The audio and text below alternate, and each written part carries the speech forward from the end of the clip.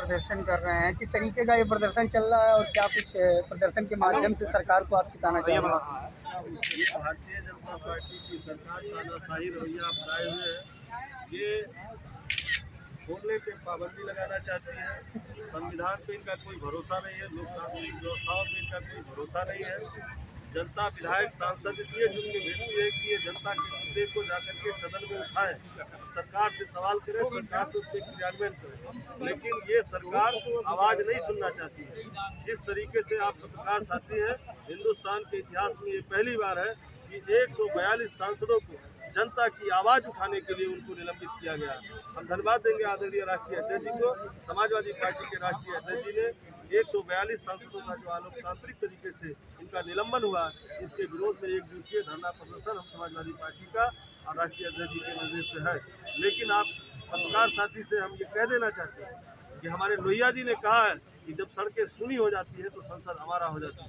हम समाजवादी पार्टी लोग सड़कों को सूनी नहीं होने देंगे और इस लोकतांत्रिक सरकार को जब तक उखाड़ नहीं फेंक देंगे तब तक सड़क से लेकर सदन तक संघर्ष जारी रहेगा।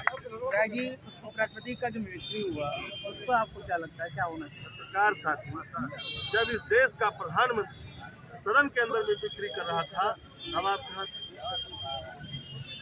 इसी देश के अंदर, संसद के अंदर इस देश के प्रधानमंत्री ने मिमिक्री किया था कि नहीं किया? अब आप किसी के बोलने पर भी पाबंदी लगाए। अपने आप को वो किसान के बेटा बताते हैं उपराष्ट्रपति। पत्रकार साथी, जब दिल्ली के बॉर्डरों पे 700 किसानों की हत्या हो गई, जब वो किसान के मुद्दे को लेकर के लगातार इस जालिम सरकार के कान पे जू नहीं रखा, लगातार सालों साल तक धरना प्रदर्शन किया और उस धरना प्रदर्शन में लगभग 700 किसानों की जान चली गई। तब ये सब वो किसान नहीं थे। आप पत्रकार साथी, आप ही बताइए, आप सब लोग कवरेज कर रहे थे। वो किसान, पूरे देश की किसान की आवाज़ बन करके वहाँ आंदोलन कर रहे थे और शहीद हो गए 700 किसान। और इस सरकार के कान पे जू नहीं लगा। तब जाकर के जब 700 किसान शहीद हो गए तब इस सरकार ने काले कानून वापस।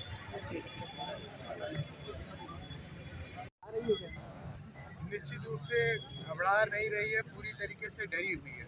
जिस तरीके से इंडिया गठबंधन का मीटिंग हुआ और उसके बाद उनके मन में कहीं ना कहीं डर आया और जगह जगह जब भी पीछे आपने देखा, चाहे वो किसान आंदोलन की बात हुई, जब ये काला कानून लेकर आए तब भी सरकार को झुकना पड़ा। आज सदन में जब सुरक्षा की बात आई और तमाम सांसदों ने अपनी आवाज़ उठाने का काम किया, उनकी जब वो जवाब नहीं दे पा रहे तो कहीं ना कहीं उनको आवाज़ को दबाने के लिए उन्होंने निलंबित करने का काम किया।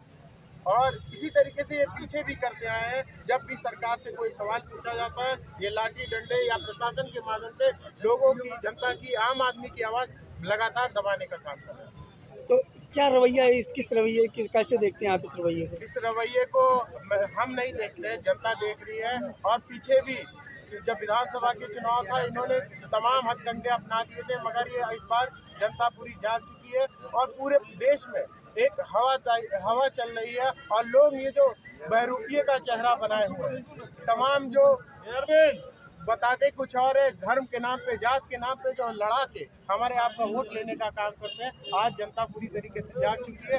आने वाले समय में हम देखेंगे बहुत बुरी तरीके से इस सरकार को उखाड़ के फेंकने का काम जनता करेगी।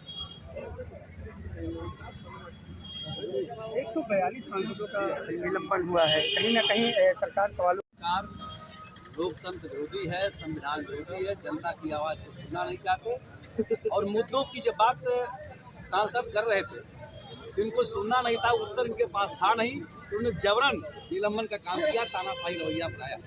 और आज जो संसद को चलना था, कार्यसूची में आज भी शामिल था, लेकिन एक घबराहट में इन्होंने कनीज को बंद कर दिया है।